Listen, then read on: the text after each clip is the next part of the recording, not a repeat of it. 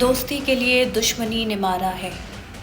دکھ تو یہ ہے کہ بس ایک خوشی نے مارا ہے۔ ہر قدم پہ یہ زندگی سلگتی ہے، شہر جفا کا تھا مخلصی نے مارا ہے۔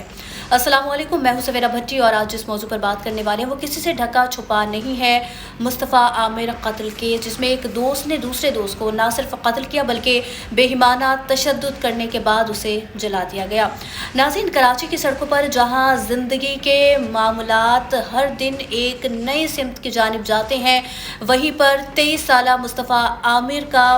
غمگین اور پراسرار قتل ایک سوالیہ نشان بھی چھوڑ کر جاتا ہے۔ 6 جنوری کی رات یا پھر اس سے پہلے نیو ایئر کی نائٹ پر یہ تنازع شروع ہوتا ہے، جہاں پر مصطفیٰ اور اس کے دوست ارمغان کے درمیان لڑائی کا سلسلہ شروع ہوتا ہے اور تنازعات کا سلسلہ شروع ہوتا ہے۔ ناظرین، اس کے بعد 6 جنوری کی رات کو مصطفیٰ عامر اپنے گھر سے نکلتا ہے، اپنے دوست ارمغان کے گھر جاتا ہے اور پھر وہ واپس نہیں آتا۔ مصطفیٰ عامر کی والدہ جو اس کا یہ راہ تک رہی ہوتی ہیں، جب مصطفیٰ گھر نہیں پہنچتا تو وہ پریشانی کے عالم میں پولیس تھانے جاتی ہیں اور وہاں پر مقدمہ درج کروایا جاتا ہے اغوا کا، لیکن پولیس کی جانب سے کوئی خاصا ری ایکشن نہیں دیا جاتا اور پولیس کی جانب سے اس اغوا کو خود ہی کہیں چلا گیا ہے کا لقب دے کے ختم کر دیا جاتا ہے۔ لیکن مصطفیٰ عامر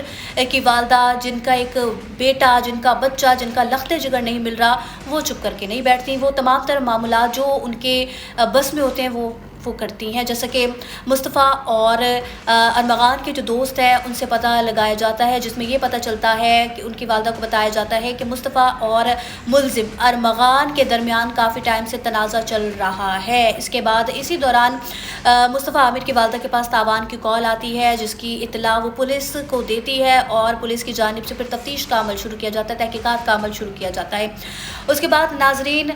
جو مصطفیٰ عامر کی والدہ کو ارمغان اور مصطفیٰ کے دوستوں کی جانب سے جو خبریں موصول ہوتی ہیں کہ ان کے درمیان کافی ٹائم سے تنازع چل رہا تھا، اس پر مصطفیٰ عامر کی والدہ کا شبہ اپنے بیٹے کے اغوا کے لیے ارمغان کی طرف ہی جاتا ہے اور ارمغان کو فون کیا جاتا ہے، جس پر ارمغان اس کی والدہ سے تلخ جملوں کا تبادلہ کرتا ہے اور دھمکیاں بھی موصول ہوتی ہیں۔ یہ سب باتیں جب مصطفیٰ عامر کی والدہ پولیس کو بتاتی ہیں تو پولیس کی جانب سے پھر تفتیش کا دائرہ وسیع کیا جاتا ہے اور بالآخر مصطفیٰ عامر کو تلاش کرنے کے لیے پولیس ارمغان کے گھر پر چھاپا مار دیتی ہے۔ ارمغان کے گھر جب انٹر ہوا جاتا ہے تو ارمغان کی جانب سے 2nd فلور سے کھڑی ہو کر پولیس پر فائرنگ شروع کر دی جاتی ہے اور 4 گھنٹے تک یہ فائرنگ کا عمل جاری رہتا ہے اور آخرکار پولیس ارمغان کو گرفتار کرنے میں کامیاب ہو جاتی ہے اور ارمغان کے گھر داخل ہوتی ہے۔ ناظرین، جب ارمغان کے گھر داخل ہوا جاتا ہے تو کہانی یہاں پر ختم نہیں ہوتی، کہانی یہیں سے شروع ہوتی ہے۔ جب ارمغان کے گھر داخل ہوا جاتا ہے تو ارمغان کے گھر سے چونکا دینے والے ثبوت ملتے ہیں۔ اس کے گھر سے اسلحہ ملتا ہے، رائفلز ملتی ہے، سنائپر ملتی ہے اور متعدد اس میں لیپ ٹاپ جو ہے وہ وہاں سے برآمد ہوتے ہیں۔ اس کے علاوہ ناظرین، آگے جب جایا جاتا ہے تو آگے مصطفیٰ کا موبائل فون ارمغان کے گھر سے برآمد ہوتا ہے۔ ناظرین، یہاں پر بات ختم نہیں ہوتی، آگے چل کر پتہ چلتا ہے کہ اسی ارمغان کے گھر میں ارمغان کے گھر میں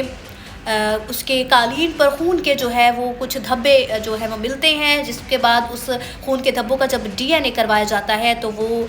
مصطفیٰ عامر کی والدہ سے وہ میچ کر جاتا ہے۔ اس کے بعد ناظرین، ایک اور انکشاف سامنے آیا کہ جب مصطفیٰ عامر کو قتل کیا گیا تو ارمغان گھر میں اکیلا موجود نہیں تھا، ارمغان کے ساتھ اس کا ایک دوست جس کا نام شراز ہے وہ بھی وہاں پر موجود ہوتا ہے۔ پولیس کی جانب سے شراز کو گرفتار کیا جاتا ہے اور دوران تفتیش شراز کی جانب سے بتایا جاتا ہے کہ 6 جنوری کی رات کو مصطفیٰ عامر ارمغان کے گھر آیا، ان دونوں کے درمیان تلخ جملوں کا تبادلہ ہوا اور پھر بات اس حد تک بڑھ گئی کہ بات لڑائی تک آ گئی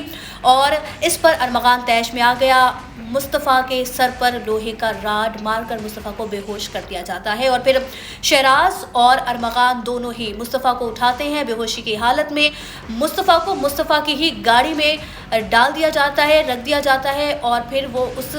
بے ہوشی کی حالت میں اسے لے کر بلوچستان کے علاقہ ہے جو سنسان علاقہ ہے دھاریجی، وہاں پر لے جایا جاتا ہے اور پھر وہاں پر گاڑی روک دی جاتی ہے۔ گاڑی کھول کر جب دیکھا جاتا ہے تو شہراز کی جانب سے یہ بتایا گیا ہے کہ مصطفیٰ زندہ حالت میں تھا۔ मुस्तफ़ा की जानिब से अरमगान से माफ़िया मांगी जाती हैं और कहा जाता है कि मुझे माफ़ कर दो, पर सख्त दिल और बेरहम अरमगान, जिसे ज़रा भी तरस नहीं आता, ना दोस्ती का पास रखा जाता है, ना ही इंसानियत उसमें होती है, वो उस गाड़ी को पेट्रोल छिड़क कर उस पर आग लगा देता है। ये सब चौंका देने वाले इंकशाफात मुस्तफ़ा और अरमगान के दो शराज की जानिब से बताए गए हैं, जो कि इन सब गुनाह में, इस सब क्राइम में अरमगान के साथ